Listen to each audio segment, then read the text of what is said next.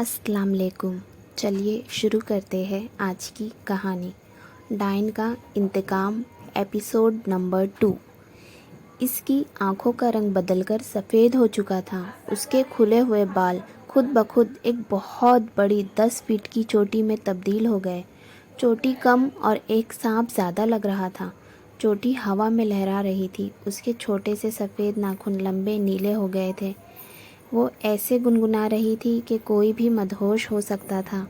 الیان کا پورا جسم پسینے سے تر ہو چکا تھا۔ اسے اپنی موت سامنے دکھائی دے رہی تھی۔ ڈائن نے پیچھے کی طرف چھلانگ لگائی اور دیوار پہ چڑھ گئی۔ اس نے اپنا سر ہلایا اور اس کی چوٹی ہوا میں لہراتی ہوئی الیان کی طرف آئی۔ نہیں نہیں الیان بیگ، نہیں کرتے ہوئے اٹھ کے بیٹھ گیا۔ اور یہ سپنا 10 سال سے آ رہا ہے۔ کیا مطلب ہے اس سپنے کا؟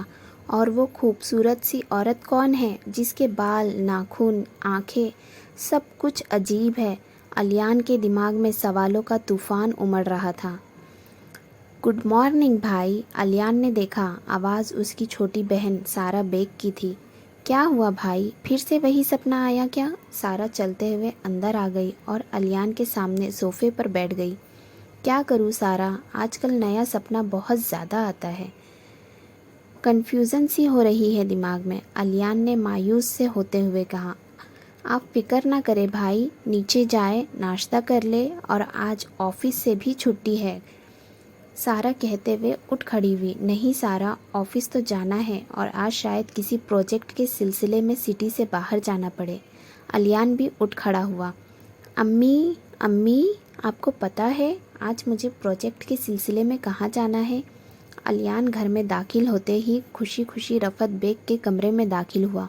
ایسا کہاں جانا ہے جو اتنے خوش ہو رہے ہو؟ رفعت نے الیان سے مسکراتے ہوئے پوچھا۔ میں نے سوچا ہم سب وہاں چلتے ہیں، ہمارے گاؤں قطار پور۔ کیا؟ الیان کے کہتے ہی رفعت صوفے سے اٹھ گئی جیسے اسے 240 واٹ جھٹکا لگا۔ پاپا، آپ نے مجھے اس وقت ہاسٹل سے یہاں کیوں بلا لیا؟ انیس عباسی نے اندر آتے ہی اپنے باپ حبیب عباسی سے پوچھا، جس نے رات کو 1 بجے انیس کو اپنے پرانے گھر میں بلوایا تھا۔ دراصل بات ہی کچھ ایسی ہے انیس کہ تمہیں بلانا پڑا، حبیب نے جواب دیا۔ کیا بات پاپا، آپ کچھ پریشان لگ رہے ہیں، کچھ ہوا ہے کیا؟ انیس نے کہا۔ ہاں، بات یہ ہے کہ ہماری سلیمانی کتابوں کے سارے صفحات ایسے مٹ گئے ہیں جیسے کبھی ان پر کچھ لکھا ہی نہیں گیا تھا، حبیب نے جواب دیا۔ کیا؟ یہ کیسے ہوا اور کس نے کیا؟ کسی ہوائی مخلوق نے یا پھر کالا جادو؟ انیس بھی سن کر شاکڈ ہو گیا تھا۔ نہیں، یہ کام نہ ہوائی مخلوق کا ہے نہ جادو کا۔ انیس، مجھے ایک بار زنوبہ نے بتایا تھا کہ جب کوئی بہت طاقتور کالی طاقت لوٹ کر آتی ہے ایسا ہوتا ہے۔ یاد رکھنا، تم ایک دن یہاں خود لوٹ کر آؤ گے۔ یاد رکھنا، تمہیں تمہاری موت یہاں کھینچ لائے گی۔ آگے کی کہانی جاننے کے لیے دیکھیے ایپیسوڈ 3۔